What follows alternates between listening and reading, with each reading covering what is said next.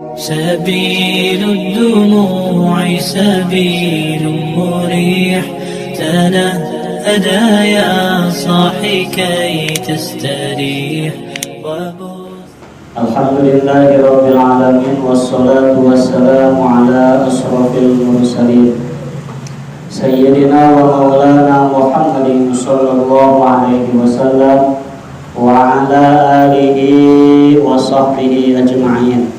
اللهم افتح علينا بفتوح العارفين حكمتك وانصر علينا خزائن رحمتك برحمتك يا أرحم الراحمين. اللهم نور قلوبنا بنور هدايتك كما نورت الأرض بنور شمسك أبدا أبدا. اللهم انفعنا بما علمتنا وعلمنا ما ينفعنا وزدنا علما برحمتك يا أرحم الراحمين. قالوا سبحانك لا علم لنا إلا ما علمتنا إنك أنت العليم الحكيم. رب اشرح لي صدري ويسر لي أمري واحلل عقدة من لساني يفقهوا قولي. ربنا إنك جامع الناس ليوم لا ريب فيه إن الله لا يخلف الميعاد. ربنا افتح بيننا وبين قومنا بالحق وأنت خير الفاتحين والحمد لله رب العالمين. قال المؤلف في هذا الكتاب رحمه الله تعالى ونفعنا بعلومه آمين. بسم الله الرحمن الرحيم. ثم السواك يتأكد استحبابه في مواضع منها عند تغير الفم من أزم وغيره. والأزم قيل السكوت الطويل وقيل هو ترك الأكل. وقوله وغيره يدخل فيه ما إذا تغير بأكل ما له رائحة كريهة أو صوم والبصر ونحوهما. Subhanallahul adzim. Para jamaah kaum muslimin rahimahumullah, pertama dan yang paling utama, marilah kita sama-sama panjatkan puja kali puji kehadirat Allah Rabbul Izzati yang telah memberikan limpahan rahmat dan berbagai aneka nikmatnya, terutama nikmat iman wal Islam serta nikmat sehat panjang umur. Sehingga dengan nikmat tersebut, alhamdulillah kita kembali dapat bertemu, bersilaturahmi, bermuajahah, bermusafahah di tempat yang baik-baik dengan orang-orang yang baik-baik. Mudah-mudahan perkumpulan kita menjadikan satu wasilah sebab diturunkannya rahmat Allah Subhanahu wa taala. Amin ya rabbal alamin. Shalawat ma'assalam yang makrunan bita'dim, semoga senantiasa Allah curah limpahkan kepada baginda Rasulullah Muhammad sallallahu alaihi wasallam, kepada keluarganya, kepada sahabatnya, termasuk kita semua sebagai umatnya yang senantiasa istiqomah berusaha dan berupaya menjalankan atas segala syariat-syariatnya. Para jamaah kaum muslimin rahimahumullah, kita melanjutkan bab yang kemarin, bahwa sebagaimana kita tahu bersiwak itu yaitu hal yang sangat disunnahkan oleh Rasul. Bagaimana fi kulli hal, dalam setiap tingkah laku kita.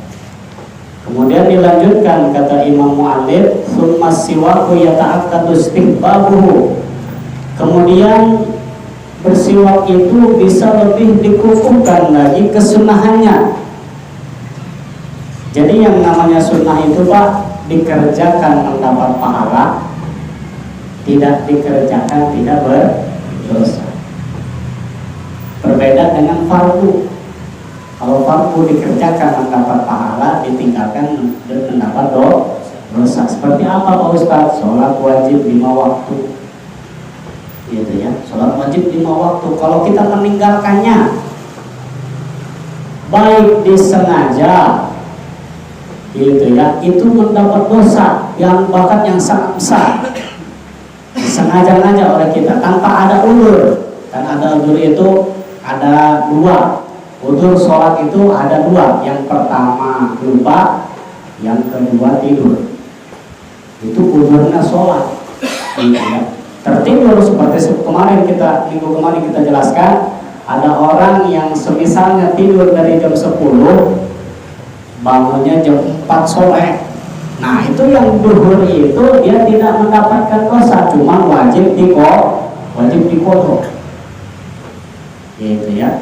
Nah inilah hal-hal yang perlu dilaksanakan mendapat pahala, tidak dilaksanakan mendapat dosa. Nah sedangkan di sini sunnah bersiwak itu sunnah, dilaksanakan, dilakukan oleh kita mendapat pahala, tidak dilaksanakan pun tidak mendapat dosa.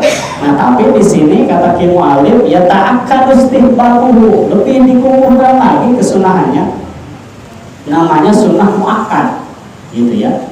Meskipun sunnah tapi dianjurkan, lebih dianjurkan lagi fi mawadi, di dalam beberapa tingkah.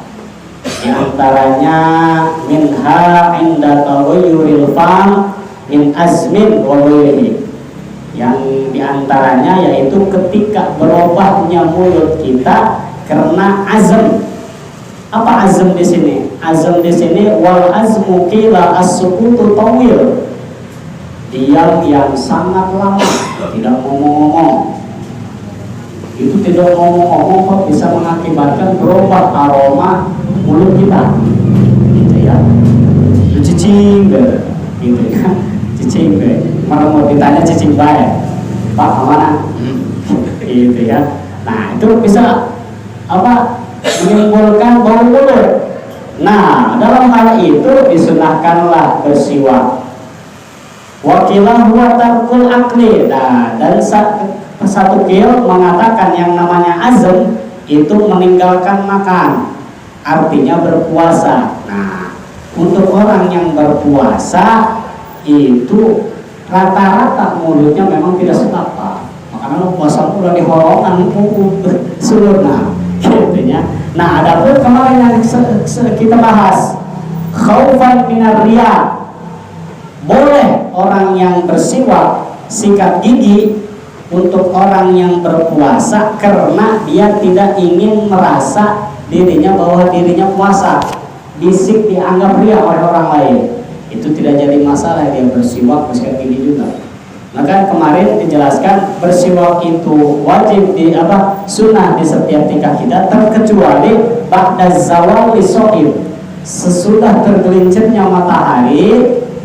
Sesudah tergelincirnya matahari artinya di jam dohor ke sana, itu sudah makruh gitu ya. Bersiwak sikat gigi itu makruh untuk orang yang berpuasa. Tapi di sini untuk orang yang berpuasa sunnah, misalkan ada yang puasa Senin Kemis gitu ya. Nah karena tapi dia takut orang dia sedang mengobrol mulutnya rada bau, kecium oleh orang sekitar kita, wah dia mah kayaknya lagi puasa, orang mulutnya aja bau, takut seperti itu, sikat gigi nggak jadi masalah gitu ya. Nah inilah dijelaskan huwa tarkul ukli, meninggalkan makan itu bisa mengakibatkan baunya mulut. Wa qawluhu wa ghairuhu, adapun selain daripada itu, ya dakhulu fihi idza taghayyuru bi akli ma lahu raihah, yang apapun yang dimasukkan ke mulut kita, makanan-makanan apapun yang bisa merubah mulut kita, merubah aroma mulut kita, itu sangat dianjurkan bersiwak, kata ulama. Di sini dicontohkannya yaitu kasaum. Apa saum? Yaitu bawang putih, wal basol, bawang merah. Nah itu kan ketika kita makan gitu ya, memakan makanan bawang merah, bawang putih yang mentah langsung dimakan, kan itu bisa mengakibatkan bau mulut itu bersambar.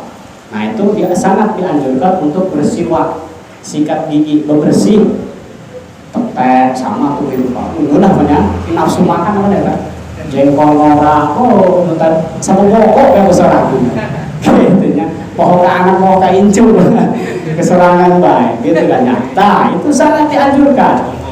Nah karena apa? Allah Subhanahu wa ta'ala berfirman pada dalam Al-Quran ini, kita dalam lingkupan fikih toharoh, fikih tentang bersih-bersih. Jangan salah Pak, Islam juga mengajarkan bersih Pak. Kalau ada misalkan orang Islam udah kill, ya teman, itu diajarkan. Boh apa, bukelek, gitunya. Karena Allah Subhanahu Wa Taala itu berfirman, Innallaha yuhibbut tawwabin wa yuhibbul mutatahhirin. Wallahu a'lam bishawab. Allah berfirman, sesungguhnya Allah menyukai, menyayangi untuk siapa? Orang-orang yang bertaubat. Orang-orang yang bertaubat. Nah, jadi di pandangan Allah itu bukan apa yang paling dicintai oleh Allah. Maaf, bukan orang yang ahli ibadah. Bukan orang misalkan di ulama-ulamakan, di ustaz-ustazkan, di kiai-kiaikan, di apa, diagung-agungkan. Bukan itu kata Allah. Allah lebih sayang orang yang bertaubat. Taubat itu sesudah dia melakukan dosa, dia ingat akan dosa tersebut, bertaubat kepada Allah, tidak akan melakukan hal tersebut lagi. Itulah bertaubat. Karena orang yang bertaubat, istighfar yang banyak, dia berazam tidak melakukan hal tersebut dan tidak akan mengulanginya lagi, insya Allah diterima taubat kepada Allah Subhanahu Wa Taala. Karena apa?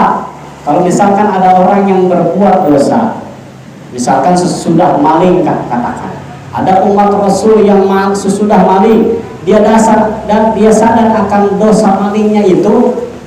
Ya Allah, ya Rabb, saya sadar bahwa dosa ini sangat besar. Saya bertaubat kepadamu ya Allah, saya tidak akan melakukannya lagi. Itu dia sungguh-sungguh tidak melakukannya lagi. Itu yang dikatakan oleh Allah taubatan nasuha. Tapi kalau ada orang yang karena sudah pensiun lah, tapi dia menikmati masa lalunya, itu tidak disebut bertaubat. Contoh, ada orang mabok ke orang, resep mabok di sekolah kan geus jompo isin mabok lah dak aing mah geus sekolah dia teu mabok seueuh aing mah keur moal geus aing geus eureun geus taubat, itu belum dikatakan taubat. Dia menikmati aing mah keur moal geus ieu gua waktu muda sehari 5 botol ini adalah menikmati dosa-dosanya itu tidak termasuk taubatannya nasuha. Termasuk orang yang bertaubat nasuha itu dia menyesali akan kelakuan dia dosa kepada Allah Subhanahu Wa Taala. Bahkan kalau kita berbicara dosa kepada hakul adami ya, dosa kepada siling papada nih, sesama manusia itu berat Pak. Bagaimana beratnya? Contoh kecil, misalkan ada orang yang maling. Katakanlah kalau di sini misalnya maling ayam ya, kalau di kampung kan maling dangder, jadi pedangder mau ayam ya, maling ayam. Gitu ya. Tidak ketahuan oleh orangnya. Dan yang punyanya lagi mungkin ini orangnya yang tidak merasa kalau hayang hiji dua mau ngerasa kelingitan. Tapi dia bertaubat kepada Allah sesudah mendengarkan tausiah, ya Allah, orang dosa maling itu gede. Nah, dia ingin bertaubat. Bagaimana taubat kepada orangnya itu? Dia serahkan golok yang sudah diasah Pak, ini tentang buku-buku diberikannya kepada orang yang kita paling. Pak, saya pasrahkan diri saya berbuat dosa bahwa hari anu jam sekian saya nyolong ayam Bapak. Silahkan, kalau mau bunuh saya bunuh, saya impas dosa saya ke Bapak. Kalau misalkan Bapak memaafkan saya terima dunia akhirat. Itu ada di tangan si pemilik. Kalau kata si pemilik, ya udah saya ampuni dosa-dosamu, itu bisa lepas dosa kemalingannya itu. Tapi kalau kata yang kemalingannya itu, woi bangsat dia ditetek, woi paeh, nah itu dosanya itu hilang Pak. Hanya dosa yang itu. Nah makanya awas, jangan sekali-kali gitu ya. Makanya bahkan di Arab apa ya, kalau misalkan ada yang maling, tangan kanan segini di enggak, silang-silang Pak. Yang kanan, terus masih maling lagi, kaki yang kiri, masih maling lagi, kanan yang kiri, masih maling, terus sampai habis Pak. Gitu ya. Nah, itulah hukum. Kalau misalkan diterapkan negara kita mah ada undang-undang yang berlaku. Tapi ketika berbicara dengan hukum hakul adami, itulah hakul adami. Bagaimana kalau kita berdosa hanya kepada Allah cukup dengan istighfar? Contoh, Misalkan ada kita hanya sedang membicarakan di dalam lingkupan rumah tangga. Ini berbicara tentang hak Allah. Dia mohon maaf menzinahi menyetubuhi istrinya, tapi di dalam hati dan benak pikirannya dia sedang menyetubuhi orang lain. Nah, itu dia tidak mendapat hak, tidak usah dihad, dia hanya cukup bertobat istighfar yang banyak kepada Allah, itu diampuni dosa-dosanya. Nah, itulah hakullah. Makanya orang yang sholat jenazah itu, sebelum sholat jenazah ada ustadz, ada kiai yang sering melontarkan kata-kata mutiaranya, jikalau ini jenazah di depan kita mempunyai hakul adami, hakullah, hakul adami, atau hutang pihutang, bisa diserahkan ke ahli warisnya. Guna apa?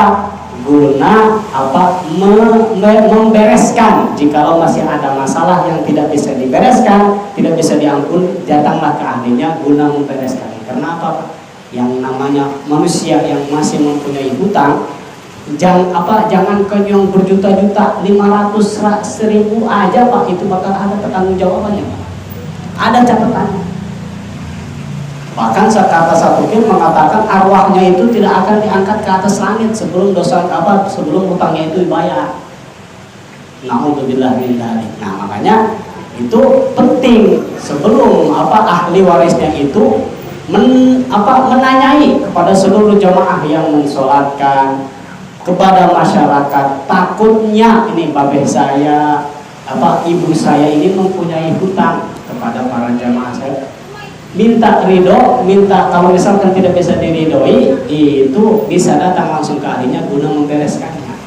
Nah, inilah kita kembali bahwa di sini disebutkan wasaumi wal basal, bau yang tidak sedap karena bawang putih atau bawang merah atau seumpamanya yang lain. Kemudian wa minha indal qiyami minan naum. Kemudian bersiwak itu bisa sangat sunnah dikukuhkannya, sunnah dianjurkannya ketika indal qiyami minan naum, ketika bangun daripada tidur kita. Apa dalilnya? Karena Rasulullah Shallallahu Alaihi Wasallam idza staiqadha minan naum istaka. Baginda Rasul selama hidupnya, beliau ketika bangun tidur selalu bersiwak terlebih dahulu. Selalu begitu, bangun tidur bersiwak, bangun tidur bersiwak. Ada umatnya bangun tidur lihat HP, gitu ya. Bangun tidur mana, gitu ya. Lain ingat ke Allah malah ingat ke mama, jam berapa gitu. Baca doanya, gitu ya. Yang kemarin kita ajarkan Alhamdulillahilladzi ahyana ba'dama amatana wa ilaihi nusyur. Itu sebetulnya ajaran itu ya untuk yang membangunkan. Dan kalau misalkan yang membangunkan subuh di Arab itu kan pakai adzan awal. Kalau misalkan subuh sekarang jam 4:10 ya jam 4:05 lah. Itu yang adzan awal itu jam 3, setengah 3. Jadi jangan kaget kalau misalkan di Al-Husna ada adzan yang jam 3, tapi yang adzan awal jangan pakai as-salatu khairum minan naum. Niat kita membangunkan orang. Allahu akbar. Wih. Gitu ya. Itu jangan kaget Pak kalau ada adzan. Wih, mah ikut penting ngaji yang bisa Ahmad. Gitu ya. Ya udah dibubarkan. Gitu ya. Kenapa? Adzan itu ya enggak jadi masalah. Ketika adzan awal, ketika kita sedang hujan petir gede, kalau musim hujan petir gede, tenang adzan Pak, gitu ya adzan.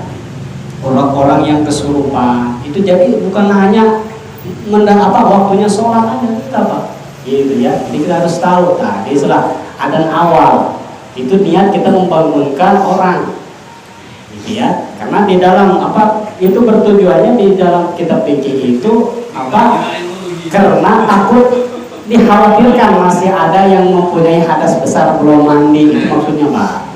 Gitu ya, disuruh mandi dulu. Gitu ya, sesudah mandi baru ada sani.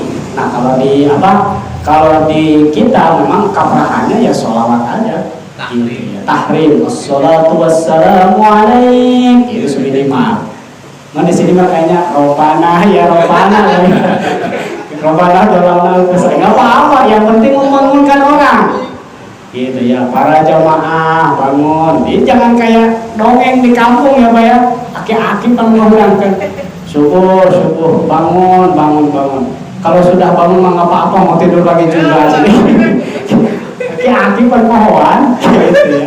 Ya Allah ya Rabb. Nah inilah apa tadi, bangun tidur baginda Rasul apa selalu bersiwak seumur hidup. Itu tidur tuh. Nah nanti apa itu bersiwak sih? Apakah hanya dengan kayu arak? Apakah dengan yang lain? Nanti ke depan kita cerita. Bersiwak. Nah bahwa dianjurkannya ada dengan kayu walaudul iraq, dengan kayu iraq yang namanya kayu siwak. Gitu ya, kayu bersiwak tuh. Karena kata Rasul, waruya yashusu fahu bisiwak. Baginda Rasul dalam satu kil tadi bangun tidur selalu bersiwak. Dalam satu riwayat selalu setiap setelah bangun tidur baginda Rasul langsung mencuci mulut. Dengan apa? Baik dengan air maupun dengan bersiwak. Cuci mulut. Gitu ya, bukan cuci mulut cau gejrot gitu. Udah ngeesas ngeran cau. Bersiwak. Gitu ya. Wa makna yasusu yang doku wa yablusu. Wal hadisu rawahu Syaikhoni. Nah ini hadis sahih Pak, yang diriwayatkan oleh Imam Syaikhoni. Siapa Syaikhoni? Al Imam Bukhari dan Imam Muslim. Ini riwayat sahih Pak. Wa wajhu ta'akkudil istihbabu indal qiyami minhu. Nah ada pertanyaan, kenapa sih sebabnya bisa sangat dikukuhkan untuk orang yang baru bangun tidur? Ada yang bertanya seperti ini.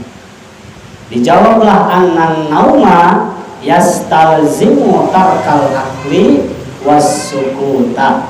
Karena sesungguhnya orang yang tertidur tarkal akli itu konsekuensinya dipastikan dia akan meninggalkan makan, dia akan meninggalkan berbicara. Makanya orang yang tertidur itu bau mulutnya itu sangat luar biasa Pak. Baik kita gitu ya, mulut istri kita sama gitu ya. Jangan coba-coba diambuan yang tiru puting diambuan gitu. Beda jeung sumber bidadari Pak. Mulutnya bidadari jangankan apa air liurnya. Dalam satu riwayat wahurun in ketika minum, bidadari ketika minum itu air tetesan apa aliran air itu kelihatan pada tenggorokannya saking cang gitu ya, transparannya Pak.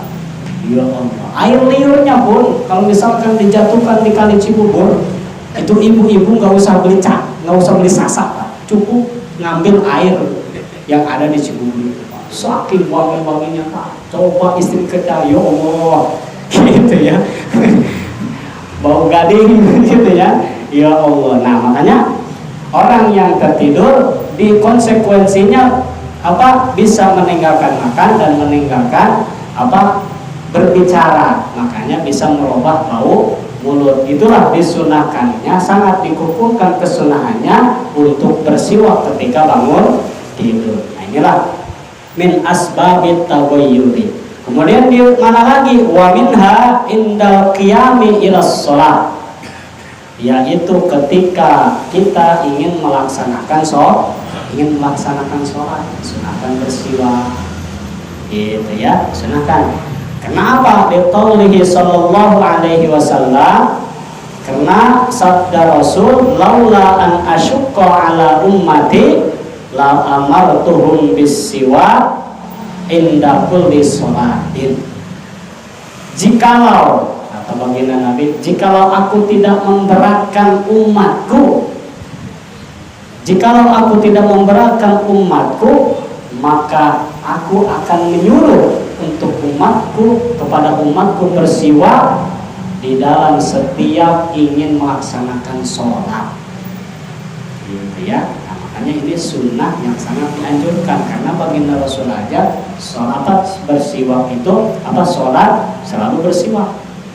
Rakaatani bis siwaki afdalu min sab'ina rakaatan bila siwak. 2 rakaat orang yang bersiwak itu lebih bagus daripada 70 rakaat orang yang tidak bersiwak. Pak, ya Allah, jauh ya. 70 rakaat Pak, makanya bersiwak kan.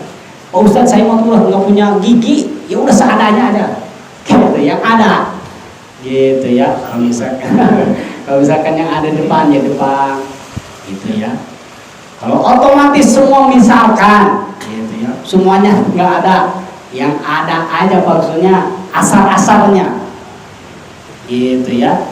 Nah, saking dianjurkannya oleh baginda Rasul. Nah, kalau kita ingin mendapatkan keutamaan ini, bersiwaklah baik dengan kayu irok, dengan kain yang bakal kita jelaskan nanti ke depan. Apa-apa saja yang bisa kita pakai untuk bersiwak. Nah, di sini hadis diriwayatkan oleh Imam Abu Nuaim min hadisil Humaydi bi isnadin kulli rijalin, dengan sanad yang sangat sikot, dengan sanad yang sangat terpercaya. Artinya hadis ini hadis sahih, Pak.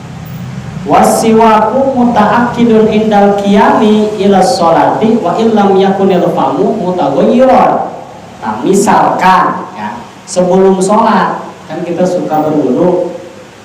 Itu kan di berwudu kita ke kumur-kumur terlebih dahulu. Kumur-kumur juga kadang-kadang kalau ada orang yang sampai ke giginya kan ya. Bagaimana itu? Nggak jadi masalah, bersiwak aja. Atau jangan berwudu lah, sikat gigi misalkan sebelum wudu, atau nanti sesudah wudu dia sikat gigi, sebelum sholat dia sikat gigi. Nah, meskipun sudah meskipun tidak bau mulut, tetap dianjurkan, disunahkannya bersiwak meskipun sudah sikat gigi, meskipun tidak berubah bau mulut. Wala farqa baina sholatil fardhi wan nafl. Tidak ada bedanya antara sholat fardu dan sholat sunnah, baik melaksanakan sholat fardu maupun melaksanakan sholat sunnah. Itu dianjurkan, sangat dianjurkan kesunahannya untuk bersiwak, gitu ya, baik sholat fardu maupun sholat sunnah. Nah, nafal ini termasuk kalimat sunnah, gitu ya. Nafal banyak kalimat-kalimat yang maknanya sunnah. Ada naflun, ada sunnatun, ada mustahabun. Yang kemarin kita baca mustahabun itu sama sunnah. Ada masnun, ada tatawwu'un. Ya, kalau kita melihat di dalam kalimat Arab itu luas, seperti Sunda Pak ya. Sunda kan dahar loa ya Pak, beneran Pak ya, gitu ya. Kalau Indonesia kan paling makan satu doang makan. Ustadz sedang makan, kucing sedang makan, gitu Pak ya, sama kan ya. Nah, kalau di Sunda kan rekaman itu sama kayak Arab. Ustadz sedang tuang, gitu ya. Meong kerdahar, gitu. Banyak Pak Sunda, gitu banyak. Nah, inilah Arab juga banyak, ada masnun, ada tatawwu'un. Hatta law sholat dzati taslimatin kadduha wat tarawih wat tahajjud. Sehingga bila mana ini sholat dzati taslimatin, mau sholat itu yang banyak salamnya. Contoh seperti ini, misalkan kita melaksanakan sholat duha. Sholat duha itu kan paling sedikit 2 rakaat, paling banyak itu 8 rakaat. Ini orang mau melaksanakan sholat duha 8 rakaat. Nah, 8 rakaat ini 2 rakaat salam, 2 rakaat salam. Nah, setiap rakaat itu dianjurkannya bersiwak. Sholat tarawih sama pas setiap rakaatnya. Jadi tidak cukup misalkan hanya di awalnya. Nah, itu tidak. Jadi setiap rakaat mau melaksanakan sholat lagi bersiwak lagi, gitu ya. Apa sih keistimewaan sholat duha? Sholat duha itu mendatangkan rezeki, menarik rezeki. Kan ada di doanya itu ya, sangat luar biasa pada Allahumma inna duha duhauka wal bahauka wal jamala jamaluka. Langsung ngetaksis aja, Allahumma inka rizki fis samai fa'anzilu. Ya Allah, bila mana itu rizkiku masih ada di atas langit, tolong turunkan. Masa kan ini orang? Wa in kana fil ardi fa'akhrijhu. Bila mana ya Allah rezeki aku ada di dalam bumi, tolong keluarkan. Maaf saya cek Allah gitu. Wa in kana ba'idan faqribu. Bila mana ini rezeki aku masih jauh, tolong dekatkan ya Allah. Cekurangkan gitu dah. Nah, makanya kalau misalkan pikiran kita sempit, jalan usaha kita sempit, sholat duha Pak. Sholat duha sangat Pak Ustaz, paksakeun. Gitu ya. Sangat mau 8 rakaat, 2 rakaat teh heula kan. 2 rakaat dulu. Gitu ya. Misalkan masih ada waktu luang ingin nambah lagi, silakan 4 rakaat, 6 rakaat, 8 rakaat. Insya Allah Allah akan ijabah doa kita bibarakati sholat duha. Ini bagaimana kita mau rezeki ngomongnya ingin banyak, ingin berkah kayak orang lain. Hari gagawe untuk gitu kan, kemahan dekatan banyak. Nah gitu ya. Nah bila mana kita ingin subur makmur rezeki, sholat duha. Pengen sholat duha. Nah yang sebenarnya ada di jadwal ya.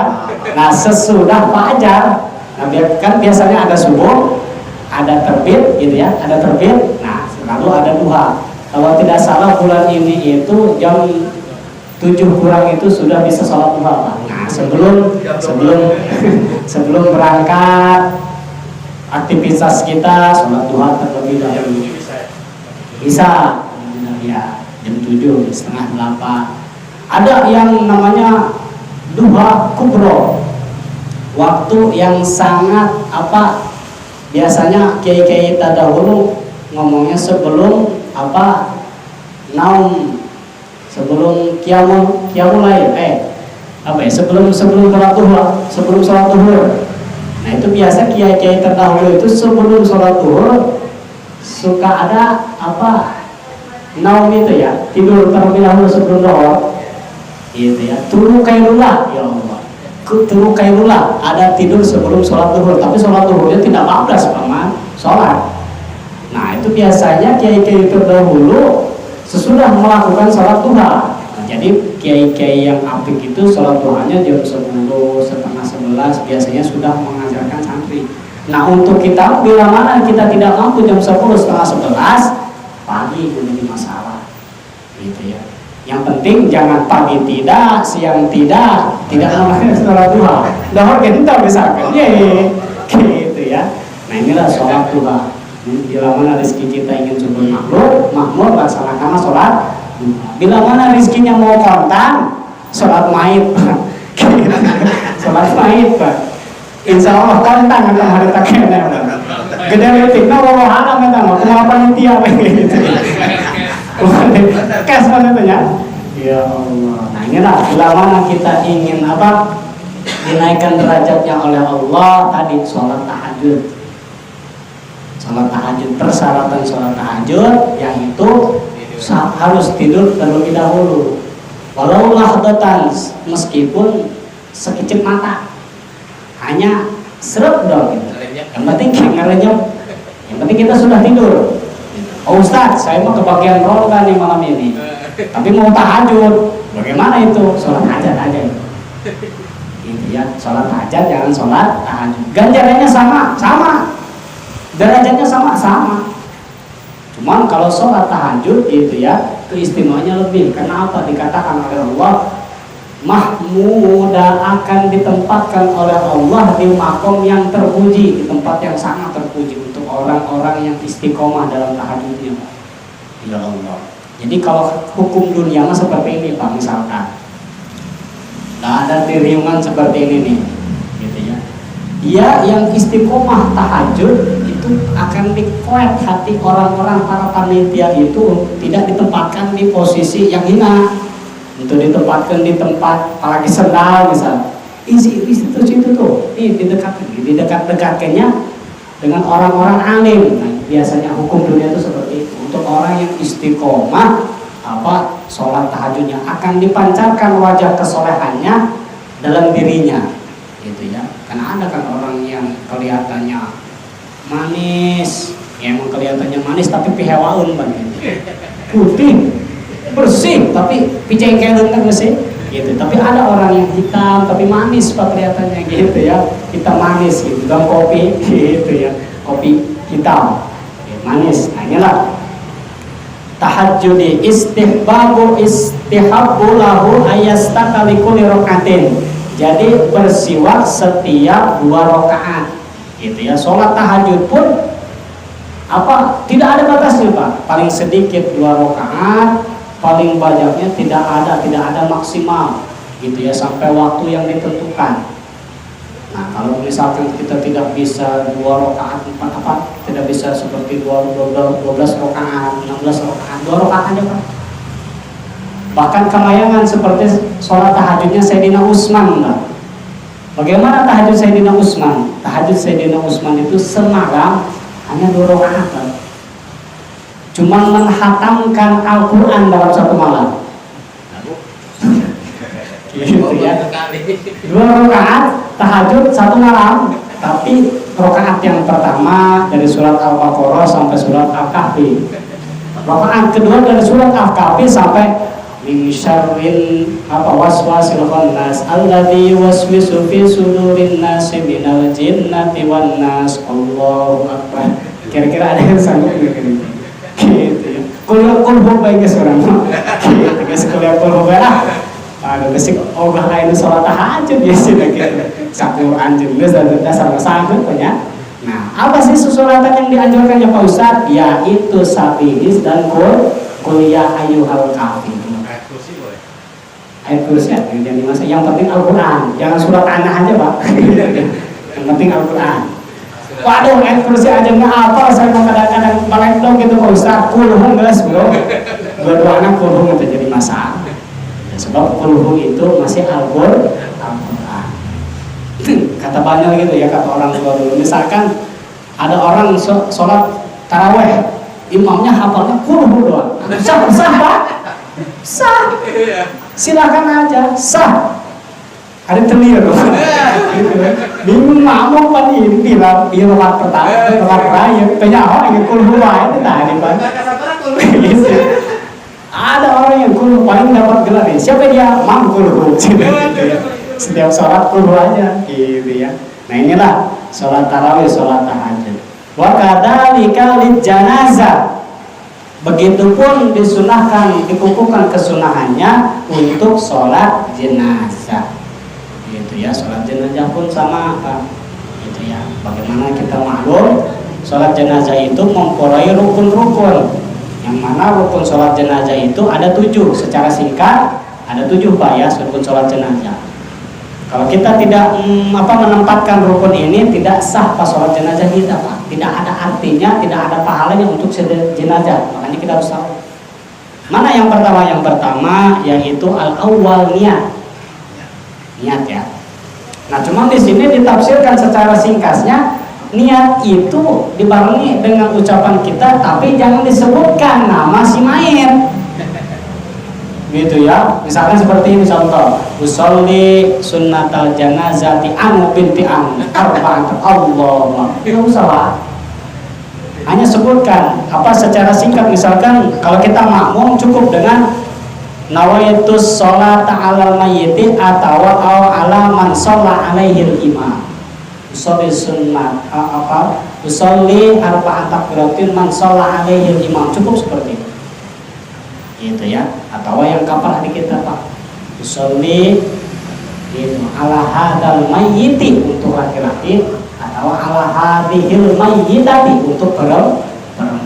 Arba'at takbiratin fardhu kifayati ma'muman lillahi ta'ala dengan niat. Yang kedua arba'at takbiratin dengan 4 kali takbir. Wala ruknin, tidak pakai ruku. Wah, was mentang-mentang sahabatna sorangan euy CS aing cenah ruku aing. Waduh, sujud segalanya naon. Tidak, hanya 4 takbir. Itu pun di dalam takbirnya tidak ada iftitah. Allahu Akbar langsung takbir pertama itu Al-Fatihah. Tidak perlu Allahu Akbar kabiro walhamdulillahi katsiro. Tapi misalkan kita jadi imam, kita jadi makmum, imamnya sudah terlebih dahulu karena tidak membaca iftitah. Gitu ya. Nah, bagaimana bab-bagan ini? Nah, di sini kalau misalkan kita imam, itu tidak perlu kita berniat jadi imam. Tapi ketika kita niat jadi imam, gitu ya, kebetulan kita jadi imam, itu dapat ganjaran karena kita jadi imam. Jadi si imam ini kalau misalkan mempunyai ilmunya, tidak perlu niat dia jadi imam. Berbeda dengan makmum. Kalau makmum emang harus dia niat makmum ke si imam. Nah inilah yang ketiga, al-qiyamu alal qadir, berdiri untuk orang yang kawasa. Itu rukun-rukun sholat jenazah. Berdiri, kalau misalkan tidak sanggup berdiri, duduk. Tidak sanggup duduk, atau terbentang, gitu ya. Nah ini yang penting, berdiri untuk orang yang berkawasa, yang bisa. Nah, adapun misalkan ada orang yang sholat di pelataran di lapangan, kita masih memakai tarumpa, maka ada kir yang mengatakan seperti ini, itu jangan pakai sendal Pak, sendalnya itu lepas terlebih dahulu, gitu ya. Di atas kaki itu yang penting kita tidak memakai tarumpa, tidak memakai sendal, jadi kaki kita diinjakkan ke sendal kita. Kalau misalkan tidak, kita di musola, di masjid, misalkan di pelataran, di karpet-karpet atau di halaman-halaman yang kita masih menggunakan sendal kita, mau sholat jenazah buka terlebih dahulu, injakan ke atas sendal kita. Nah inilah yang rukun yang keempat, yaitu qiraatul Fatihah, membaca surat Al-Fatihah. Jadi tidak ada rukun iftitah.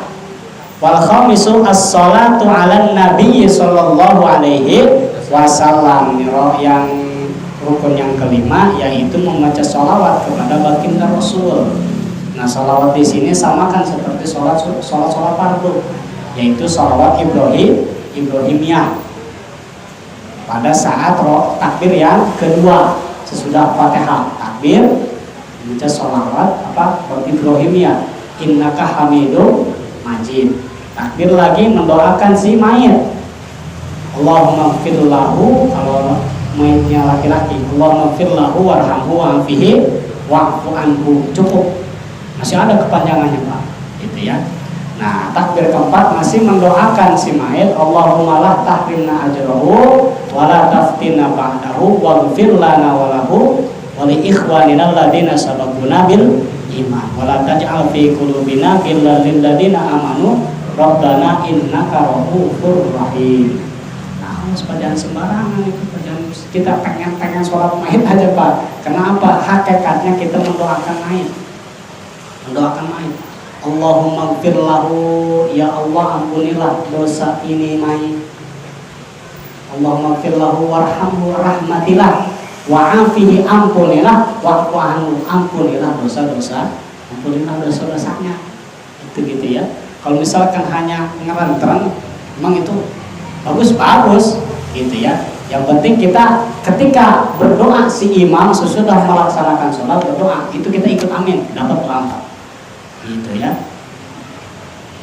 Ya ma'syaral jamaah, kaifa tashhaduna ala hadhil mayit khair? Ya khair. Jangan cair Pak.